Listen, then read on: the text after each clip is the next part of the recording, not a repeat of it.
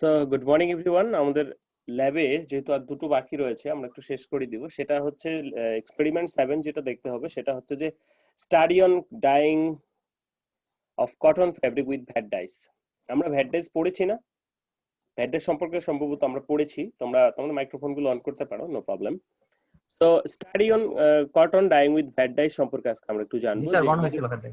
হ্যাঁ, যে থিওরিটা সেটা কি ছিল যে প্রথমত ভ্যাট ডাইস হচ্ছে ওয়াটার ইনসলিউবল। তো সেই ওয়াটার ইনসলিউবল ডাইসটাকে প্রথমে আমরা সলিউবল করি, দেন সেটা ফেব্রিকে অ্যাপ্লাই করে আবার ইনসলিউবল করে দেই। এটা ছিল আমাদের টেকনিক। তো সেজন্য আমাদের যেটা করতে হয়, প্রথমে ভ্যাট ডাইসটাকে রিডিউসিং কেমিক্যাল দিয়ে রিডিউস করে সলিউবল করতে হয়। তারপর আমরা অ্যাপ্লিকেশন ফেব্রিকে অ্যাপ্লাই করি, অ্যাপ্লাই করার পর সেটাকে আবার অক্সিডেশন করে ইনসলিউবল করে দিই, যার কারণে সেটার ফাস্টনেস প্রপার্টিস গুলো সাধারণত ভালো হয়। বলা হচ্ছে vat dyes are predominantly use for dyeing cellulosic fibre with the cellulosic component in polyester cellulosic blends হতে পারে। So dyeing with vat dye depend on converting water soluble vat dyes by reduction in water soluble leuco compound and that is substantive to cellulose and this therefore they absorb the fibre. আমরা জানি যে যতক্ষণ পর্যন্ত VAT ডাইসটা লিউকো হচ্ছে না, অর্থাৎ কি বলবো যে সলিউবল হচ্ছে না, ততক্ষণ পর্যন্ত কিন্তু সেটা ফাইবারের গায়ে লাগছে না। So after the dyeing, the liquid compound is converted back to the original insoluble form of the oxidation. So পরবর্তীতে আমরা অক্সিডেশনের মাধ্যমে আবার সেই অরিজিনাল অবস্থায় ফিরে যাচ্ছি। এটাই ছিল আমাদের মেকানিজম। অবজেক্টিভস কি আজকে ভ্যাট ডাই সম্পর্কে বাই প্যাড অর জিগ মেথড। আমাদের যেহেতু জিগার বিগার নাই, তারপরেও আমরা ইয়েতে দেখব যে আমাদের যে মেশিন আছে সেটা দিয়ে আমরা করতে পারবো, অথবা জিগার মেশিনও করা যেতে যাবে, সমস্যা নেই। আর যদি ওভেন ফেব্রিক করি তাহলে আসলে জিগার মেশিন লাগবে, আর যদি আমরা নিট ফেব্রিক করি সেই ক্ষেত্রে জিগার মেশিনের প্রয়োজন নাই। ওকে, beaker, glass door, pipette, measuring cylinder, sample dyeing machine, sample thermometer, etc. It is very common all of সব সময়ের জন্য। তো এখন এখানে যে ডাইপট সলিউশন, এখানে দেখো যে প্রথমে আমাদের ইয়ে করতে হচ্ছে যে ইনসলিউবল থেকে সলিউবল করতে হচ্ছে। সেজন্য ডাইংটাকে আমরা প্রথমে দেখো 40 গ্রাম পার লিটার কনসেন্ট্রেশনে, আমরা পার্সেন্টেজ কিন্তু ইউজ করছি না, যেহেতু এটা ফেব্রিকের সলিউশন অনুসারে আমরা কথা বলছি। Dyeing wetting agent, sequestering agent, dispersing agent, anti migration agent. Okay, এটা হচ্ছে আমাদের কনভার্সন যে বাথ, অর্থাৎ আমরা লিউকো করব সেখানে। তারপরে বলা হচ্ছে যে ডেভেলপমেন্ট অর অক্সিডেশন বাথ। তো ডাইং করার পর আমরা সাধারণত অক্সিডেশন বাথে আসছি। এটা অক্সিডেশন বাথের রেসিপি। এখানে দুটো বাথ কাজ করছে। প্রথম বাথে কি করছি, আমরা স্যাম্পলটাকে ইয়ে করছি, অর্থাৎ সলিউবল করছি, এবং দ্বিতীয় ধাপে আমরা কি করছি, স্যাম্পলটাকে ডাইং করার পর অক্সিডেশন করছি। তো দুটো বাতের জন্য দুটো রেসিপি। বলা হচ্ছে যে fabric sample was cut into appropriate size and weighted, and dye solution was prepared according to the above recipe. The sample was padded through the solution, and after padding the fabric is dried at 110 degrees. Solution was prepared the jigger machine, and jigger হতে পারে কোনো বা যেখানে কোনো mix করা যাবে এরকম। Fabric was adjusted in jigger and solution was poured to the machine. Fabric was heated 80 to 80 degrees centigrade 45 minutes, then solution drained and hydrogen peroxide added and reoxidation of dye for 20 minutes, and after 20 minutes sample was taken, washed and detergent solution. খুবই simple. কি করছে আমরা প্রথমে দেখো, প্রথম যে সলিউশনটা আছে অ্যান্টি মাইগ্রেটিং এজেন্ট হিসেবে আমরা যে ডিসপার্সিং এজেন্টটা দিব, অর্থাৎ রিডিউসিং কেমিক্যালটা দিব, সেটা এত পার্সেন্ট, ডাই এত পার্সেন্ট যদি আমরা দেই, দিয়ে আমরা কি করছি, প্রথম বাতে সলিউশনটাকে কনভার্ট করছি। যে কনভার্ট করার পর আমরা কি করছি, সেটা দিয়ে ডাইং করছি। ঠিক আছে, দুটো স্টেপ। সেটা দিয়ে ডাইং করার পর সেটা আমরা তারপর আমাদের যে নর্মাল প্রসিডিউর গুলি আছে, ওয়াশিং, হট রিন্স, কুল রিন্স, সেগুলো করছি। ঠিক আছে, এছাড়া আর কোনো কিছু নাই এখানে। প্রিকুয়েশন হচ্ছে যে sample should be kept uniform the mixer, otherwise non uniform dyeing will do. Because of যেহেতু অক্সিজেন এয়ারেও আছে এবং সেটার ফলে অক্সিডেশন হয়ে যেতে পারে, তাই যখন ডাইং করব ঠিক তখনই কেয়ারফুলি ও প্রচুর পরিমাণে অক্সিজেন দিয়ে তখন আমরা সাথে সাথেই যেন ইয়েটা করে ফেলি, না হলে মনে করো কোনো একটা জায়গায় অক্সিডেশন হবে, কোনো একটা জায়গায় হবে না। ঠিক আছে, সেই ক্ষেত্রে কিছু প্রবলেম সৃষ্টি করে। and amount of chemical water must be accurate, chemical must mix with the water and very well. ওকে, এখানে তেমন কিছু নাই। আমি যদি আবার সংক্ষেপে বলি তাহলে যেটা হচ্ছে, এখানে দুটো বাথ ইউজ করা হয়, first bath and second bath. তো ফার্স্ট বাথে কি করা হয়, ফেব্রিক গুলো সাধারণত ওভেনের ক্ষেত্রে করা হয়, ইয়ার্ন গুলি আসে। এখানে ইয়ার্ন গুলি কি থাকছে, এখানে এখানে কনভার্টেড ডাইস থাকছে, ভ্যাট ডাইস। তো কনভার্টেড ভ্যাট ডাইসের ভিতর দিয়ে তারা যাচ্ছে, গিয়ে এইখানে তারা কি হচ্ছে, এটা অক্সিডেশন বাত, এটা হচ্ছে অক্সিডেশন বাত। তো এই বাতে এসে তারা কি হয়, অক্সিডেশন হয়ে তারপরে পরবর্তীতে আমাদের যে normal procedure hot wash, cold wash, সেগুলোতে চলে যায়। সো এখানে যে রেসিপিটা দেওয়া আছে সেটা অনুসারে করতে পারি, অথবা যে কোনো ফার্দার সুইটেবল রেসিপি ক্যালকুলেশন গুলো করে নিবে। এখানে স্যাম্পল ওয়েট এবং স্যাম্পল সাইজ দেওয়া নাই, স্যাম্পল সাইজ এবং ওয়েট ধরে নিবে। ওকে, সো এই ছিল রেসিপি আমাদের। এখানে জিগার যে মেশিনটা ডেভেলপমেন্ট অক্সিডেশন বলা হচ্ছে, সেটা জিগার ছাড়াও, যেহেতু ওভেনের জন্য সাধারণত করা হয়ে থাকে, তো জিগার ছাড়াও সেটা এক্সজস্ট মেশিনও আমরা করতে পারি, এবং আমাদের ল্যাবে যে মেশিন রয়েছে সেটাতেও আমরা করতে পারি। ওকে, এই ছিল আজকের এই ল্যাব আমাদের। স্যার এইটাতে স্যার কত এমএল কি স্যার এটা বের করা লাগবে না? হ্যাঁ হ্যাঁ লাগবে, এইখানে দেওয়া আছে, বের করে নিবা। মনে করো সাপোজ জি স্যার। ধরে নিলা, এখানে তুমি স্যাম্পল M/L ধরে নিবা, স্যাম্পল অয়েল ধরে নিবা। দেখো এখানে ডাইস ক্যালকুলেশনটা কিন্তু গ্রাম পার লিটার, অর্থাৎ টোটাল লিকুইডের। আমার যদি 5 গ্রাম স্যাম্পল হয় তাহলে 100 মিলির জন্য যতটুকু ডাইস, ততটুকু আমি হিসাব করব, ঠিক আছে? Not on the percentage of the shade or sample weight, অন্যান্য কেমিক্যালের মতোই। অথবা তুমি যদি চাও এটা শেড পার্সেন্টেজ হিসেবে বলবা, সেটাও করা যাবে, নো প্রবলেম। ওকে, তো নিচে যে স্যাম্পল তো স্যার আমার যত ইচ্ছা তত ধরতে পারবো আমি। হ্যাঁ, ইচ্ছা তোমার, তুমি কতটুকুতে করবা সেটা সেই অনুসারে হিসাব হবে। এটা 500 কেজির জন্য হতে পারে, 5 গ্রামের জন্য হতে পারে, নো ম্যাটার। আর এখানে তো স্যার ওই যে M/L যে স্যার, এটাও তো স্যার মনে হয় আমার এই অনুপাতটা তো আমার নিজে লেখা লাগবে। হ্যাঁ, M/L তুমি ধরে নিবা, স্যাম্পল সাইজ তুমি ধরে নিবা, সেই হিসেবে তুমি এই করবে, ক্যালকুলেশন করবে। জি স্যার। ওকে, জি স্যার। স্যার কার্ভ তো আঁকা লাগবে নাকি? প্রসেস কার্ভ চাইলে দুটো কার্ভ হবে। প্রথমে স্যাম্পলটাকে এই এই সলিউশন, দ্বিতীয়ত এই সলিউশন। আচ্ছা, দুইটারই তো স্যার বর্ণনা করতে হবে। হ্যাঁ, এখানে অল্প করে দেওয়া আছে, তুমি বেশি করে বলতে পারো প্রত্যেকটা কার্ভ আঁকায়ে। এখানে কি বলছে যে fabric sample was kind appropriate size and weighted, তুমি তোমারটা নিলে। Dye solution was prepared according to the above recipe, করলাম। Fabric was sample padded through the solution, মানে কি প্রথমে ডাইং এর সলিউশনের ভিতর দিয়ে স্যাম্পলটাকে প্যাডেড করলাম।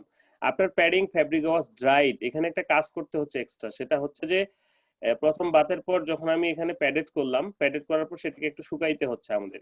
শুকানোর পর তারপর সেটাকে আমরা অক্সিডেশনে নিচ্ছি, মাঝখানে সেটা শুকাচ্ছে কিন্তু। যে solution was prepared jigar machine, fabric was adjusted jigar and heated 80-45 minutes, এইখানে হচ্ছে 80 ডিগ্রি সেন্টিগ্রেডে 45 মিনিটস থাকতেছে।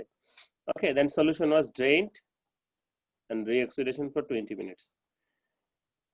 ওকে,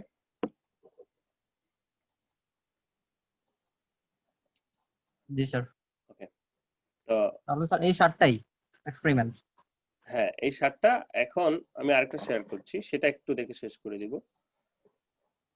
হ্যাঁ, এক মিনিট। 8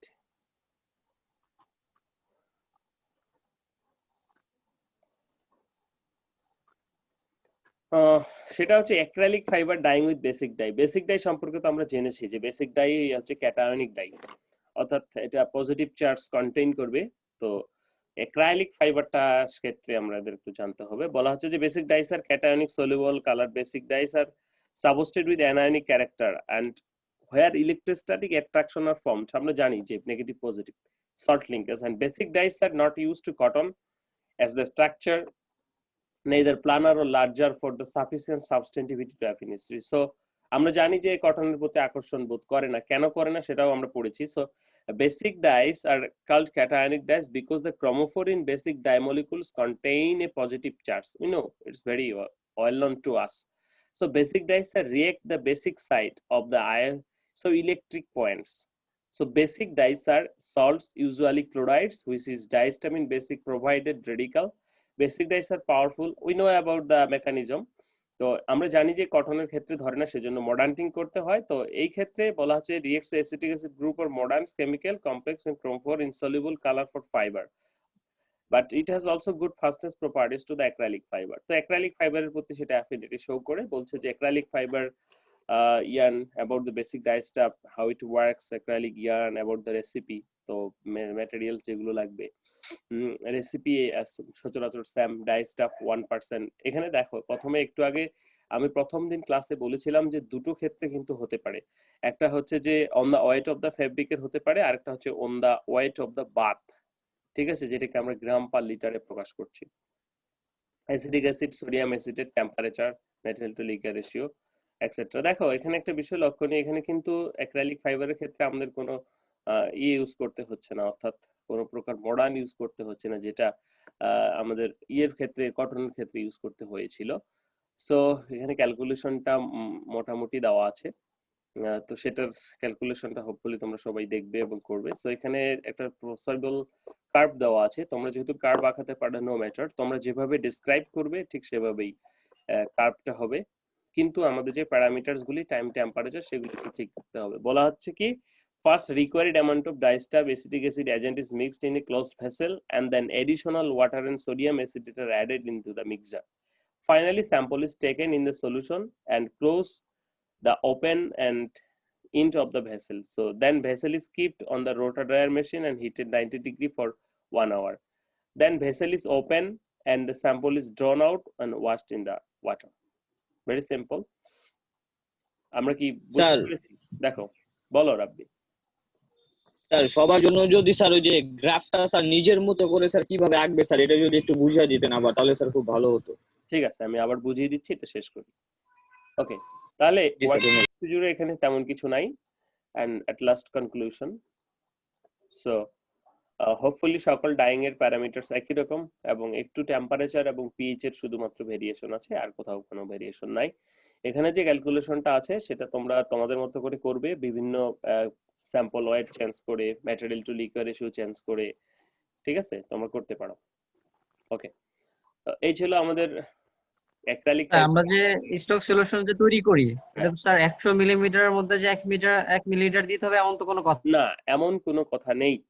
না, আমি আমার সুবিধা মতো দিলেই তো হবে। তুমি তোমার সুবিধা মতো দিলেই হবে। তুমি যদি মনে করো 10 মিলিতে তুমি দিবা নো ম্যাটার, 50 মিলিতে দিবা নো ম্যাটার, বুঝো নাই? তোমাকে 100 মিলি দিতে হবে এমন কোনো কথা নেই, কিন্তু তোমার যে এখানে রিকোয়ার্ড অ্যামাউন্টটা আসবে জি স্যার, এটা তোমাকে ঠিক রাখতে হবে, যে তুমি স্যার, যাই সেটা জানা লাগবে। সলিউশন নাও না কেন এখান থেকে যেন তুমি যে পরিমাণটা নিচ্ছ তাতে যেন এটা ইনশিওর করা যায়। ক্লিয়ার? তো সেই জন্য স্টক সলিউশন তৈরির একটা তুক হচ্ছে যে আমরা যদি এটা করে থাকি, যে কি বলতে চাচ্ছি, যে গুণিতক ইউজ করে থাকি, সেই ক্ষেত্রে কিন্তু আমরা সহজেই মিলাতে পারি। এটা কিন্তু একটা সুবিধা, যে আমাদের মিলাতে পারবো। এখানে যে পরিমাণটা রয়েছে, যেমন এখানে যদি আমরা 3 ইউজ করি তাহলে 3 এর সাথে 15 সহজেই মিলবে, বাট এখানে যদি 2 ইউজ করি, মনে করো 100 মিলিতে 2 মিলি নিলাম, তাহলে কিন্তু সেটা সচরাচর মিলতে চাইবে না। মিলানো যাবে না। 100 মিলিতে 3 মিলি নেই, তাহলে এটা কিন্তু সচরাচর মিলতে চাইবে। ঠিক আছে, জি এটা স্যার, হচ্ছে স্টক সলিউশন তৈরি করার কথা। এখন আসি ডাইং কার্ভে। দেখো ডাইং কার্ভ তৈরি করার বেসিক একটা রুলস হচ্ছে আমাদের সব সময় টাইম এবং টেম্পারেচার থাকে। একটু বাঁকা হয়ে গেল আমার, তোমরা সোজা করে আগাতে পারো। এদিকে সাধারণত টাইম থাকে, এপাশে সাধারণত টেম্পারেচার থাকে। ওকে, তো এখন টাইম টেম্পারেচার থাকবে, আমরা প্রথমে টেম্পারেচারটাকে ভাগ করে নিব। মোটামুটি সাধারণত 100, এটা দেখতে হবে আমার প্রসেসের টেম্পারেচার কত সর্বোচ্চ, সেই অনুসারে ধরে নিলাম 100 ডিগ্রি আমার টেম্পারেচার। তো এখানে তাহলে নরমালি 50 ডিগ্রি হবে, ডান। এখন আমাদের ডাইং বাতের বা ডাইং ফ্যাক্টরির সবসময় টেম্পারেচার থাকে মোটামুটি 30 ডিগ্রি। যদিও নরমালি আমরা 27 ডিগ্রি, 28 ডিগ্রি বা 26, 25 এরকম হয় নরমাল, কিন্তু ল্যাবের যেহেতু ইন্ডাস্ট্রির টেম্পারেচার একটু বেশি, নরমালি বেশি ফ্যাক্টরি গুলোতে আবার 35 ডিগ্রিও থাকে কোনো কোনো ফ্যাক্টরিতে। সো ধরে নেই আমরা মোটামুটি 30 ডিগ্রি সেন্টিগ্রেড। তাহলে এই 30 ডিগ্রি সেন্টিগ্রেডে আমরা কি করি, প্রথমে ডাইং মেশিনে যেটা করে থাকি যে এখানে পানি নেই, ওয়াটার নেই, ঠিক আছে, তারপর আর কি নেই, অক্সিলারিস কেমিক্যাল নেই, তারপর ডাইস নেই। ওকে, তো ডাইস নেওয়ার পর এখানে কি করি, সবগুলো মিক্স করি মোটামুটি 10 থেকে 15 মিনিট বা 5 মিনিট, ধরে নিলাম 10 মিনিট। তাহলে 10 মিনিট আমরা মিক্স করছি, এটা হচ্ছে 10 মিনিট। মিক্স করার পর আমরা কি করছি, আস্তে আস্তে টেম্পারেচারটাকে রেইজ করছি। মনে করো 30 ডিগ্রি সেন্টিগ্রেড, এখানে ডাইস কেমিক্যাল সবই নিয়েছি, 30 থেকে আমরা চলে যাচ্ছি প্রথমেই 60 ডিগ্রিতে। আমরা কোথায় উঠতেছি 60 ডিগ্রিতে, এটা স্কেল টেনে করবা। তো এই 60 ডিগ্রিতে উঠতেছি, তাহলে 30 থেকে 60 ডিগ্রিতে উঠতে সময় লাগবে না? তো এই 30 থেকে 60 ডিগ্রিতে উঠার জন্য যে সময় লাগছে সেটা কত মিনিট, অর্থাৎ কত ডিগ্রি পরিবর্তন হচ্ছে, এখানে 30 ডিগ্রি পরিবর্তন হচ্ছে, তাই না? 30 থেকে 60 উঠতেছে, 30 ডিগ্রি পরিবর্তন হচ্ছে। এখন কথা হচ্ছে এই 30 থেকে 60 উঠতে সময় লাগবে, এখন কত ডিগ্রি পার মিনিটে চেঞ্জ করব? আমরা সাধারণত টেম্পারেচার স্লোলি উঠানোটাই বেটার। সেজন্য যদি আমরা প্রতি ডিগ্রি সেন্টিগ্রেড পার মিনিটে ধরি, তাহলে আমার 30 থেকে 60 উঠাতে সময় লাগতেছে কতক্ষণ? সময় লাগতেছে 30 মিনিট, তাই না? 30 মিনিট। আমরা যদি প্রতি 1 ডিগ্রি পার মিনিটে উঠাই, আর যদি 2 ডিগ্রি পার মিনিটে উঠাই, তাহলে আমাদের সময় লাগবে কত? 15 মিনিট। ওকে, 60 ডিগ্রিতে উঠলো, 60 ডিগ্রিতে অনেক সময় আমরা ডাইং করে ফেলি, অথবা 60 ডিগ্রিতে উঠানোর পর সেখানে আবার আমরা সল্ট অ্যাড করি, তারপর সোডা অ্যাড করি, অথবা ডাইস্টাব অথবা আদার কোনো কেমিক্যাল অ্যাড করতে পারি, তারপর সেখানে আবার স্যার এটা স্যার আমি স্যার কিভাবে বুঝবো যে স্যার এই টাইমটায় সল্টটা অ্যাড হবে বা এই টাইমটায় ডাইটা অ্যাড হবে? না, এটা সাধারণত এক একটা ডাইং প্রসেসের সময় এক এক রকম করে, তুমি যদি সবগুলো একসাথে দিয়ে দাও তাতেও হবে। তো মাঝে মধ্যে কোনো তোমাকে একটু সেজন্যই জানতে হবে যে কোন ডাইসের ক্ষেত্রে সাধারণত এই ধরনের কাজটা আমরা করে থাকি, বিশেষ করে রিঅ্যাক্টিভের ক্ষেত্রে কিন্তু আমরা এই কাজটা করে থাকি, যে পরবর্তীতে যদি আমরা তুমি যদি একবারে দাও তাতেও হবে, কিন্তু যদি আমরা সেকশনে সেকশনে করে দেই বা হাফ হাফ করে দেই, সেই ক্ষেত্রে এক্সিকিউশনটা ভালো হয়, শেডটা ভালো আসে। তো সেই ক্ষেত্রে তুমি স্যার, চাইলে বুঝতে দিতেও পারছি। পারো, নাও দিতে পারো, এখানে কোনো মহামারী সমস্যা হয়ে যাবে না, ঠিক আছে? ওকে, তাহলে জি স্যার। 60 ডিগ্রিতে আবার 5 মিনিট তুমি চালাইতে পারো। তারপর তুমি কি করছো, তোমার রিকোয়ার্ড টেম্পারেচার হয়তো ডাইং এর মনে করো 90 ডিগ্রি সেন্টিগ্রেড, তাহলে তুমি কি করলা 90 ডিগ্রিতে উঠাইলা, তাহলে 60 থেকে 90 তে আবার 30 মিনিট, 30 ডিগ্রি সেন্টিগ্রেড পার্থক্য। সেখানে তুমি আবার যদি 1 ডিগ্রি সেন্টিগ্রেড পার মিনিট উঠাও তাহলে 30 মিনিট লাগবে, 2 ডিগ্রি সেন্টিগ্রেড পার মিনিট উঠালে 15 মিনিট লাগবে। তো ধরে নিলাম এখানে আমি 1 ডিগ্রি সেন্টিগ্রেড পার মিনিট উঠাচ্ছি, তার মানে এখানেও 30 মিনিট। এবার 90 ডিগ্রিতে তুমি চালাচ্ছ কতক্ষণ? 1 ঘন্টা, অর্থাৎ 60 মিনিট। এখানে তুমি চালাচ্ছ 60 মিনিট, 90 ডিগ্রিতেই থাকতেছে 60 মিনিট। তারপরে কি হচ্ছে, 90 ডিগ্রি থেকে টেম্পারেচারটাকে তুমি ফল করতেছে কততে? যে 40 ডিগ্রি সেন্টিগ্রেড নামাচ্ছ। তো এখন এটা দুই ভাবে হতে পারে, নরমালি কোনো টাইম ফিক্স না করে, অর্থাৎ কত সময় লাগবে লাগুক, যে নরমালি সে যত সময় নিয়ে মেশিন 40 ডিগ্রিতে নামাবে, অথবা তুমি এটার মতোই এটাকে নামাতে পারো, যে 90 থেকে 40 এর পার্থক্য হচ্ছে 50।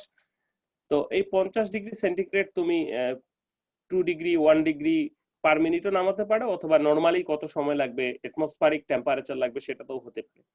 তো ধরে নিলাম 1 ডিগ্রি পার মিনিট নামাবো, তাহলে এখানে লাগবে 50 মিনিট। সাধারণত এটা করা হয় না, এটা নরমালি ছেড়ে দেওয়া হয়, যতক্ষণ লাগে 10 15 20 25 মিনিটে নেমে যায়। তারপরে এটা নামানোর পর আমাদের দুটো ওয়াশ দিতে হয়, একটা হচ্ছে হট ওয়াশ, একটা কোল্ড ওয়াশ। প্রথমে কোল্ড ওয়াশ দিয়ে ধুয়ে নিতে হয়, এখানকার যে পানিটা আছে সেটা ছেড়ে দিতে হয়, তারপর প্রথমে ধুয়ে নিতে হয় যেহেতু কিছু ডাইস পরিমাণ থেকে যাচ্ছে, তারপর সেটাকে আমরা কি করছি, ওয়াশ করছি। ওয়াশ করার পর আমরা আবার এখানে হট ওয়াশ করি, অর্থাৎ 80 ডিগ্রি বা 90 ডিগ্রিতে আবার 10 থেকে 15 মিনিট স্যাম্পলটাকে ওয়াশ করে নেই, জানো যে সমস্ত ডাইমলিকুল বাইরের দিকে লেগে আছে তারাও যেন চলে যায়, অর্থাৎ ফেব্রিক সারফেসে যেগুলো নর্মাল পানিতে যায়নি তারাও যেন গরম পানিতে চলে যায়। তো এখানে আমরা সাধারণত কিছু ডিটারজেন্ট ইউজ করে থাকি, যেটাকে সোপিং বলা হচ্ছে পরবর্তীতে। তারপর আমরা ফাইনালি ড্রাই করি, এবং অবশ্যই আমাদের পিএইচটাকে কন্ট্রোল করতে হবে, পিএইচটাকে অবশ্যই দেখতে হবে, যদি পিএইচটা কন্ট্রোল না হয় সেক্ষেত্রে আবার ওয়াশ দিতে হবে প্রয়োজনে, অথবা কোনো নিউট্রালাইজিং এজেন্ট যদি ক্ষারীয় হয় তাহলে অ্যাসিড, যদি অ্যাসিডিক হয় তাহলে ক্ষারীয় দিয়ে আমরা সাধারণত নিউট্রাল করে নামিয়ে ফেলি। ওকে, তো ডাইংটাকে আমার কাছে মনে হয় একটা রান্না, যে সবকিছু মিলে উঠাই দিলাম, নির্দিষ্ট সময় পর নামিয়ে নিলাম। এই কোনো কোশ্চেন রাব্বি? না স্যার। সবাই ক্লিয়ার? জি স্যার। তাহলে তাহলে কি স্যার ওই যে আমরা কি স্যার ল্যাবের ভাইবা কি স্যার নেক্সট ক্লাসে দিব? হ্যাঁ, কোনটা কোনটা? এখানে কোনো সমস্যা আছে কিনা আগে এটা শেষ করি। না স্যার, এখানে কোনো না সমস্যা স্যার, নেই। এখানে সমস্যা নেই। ওকে।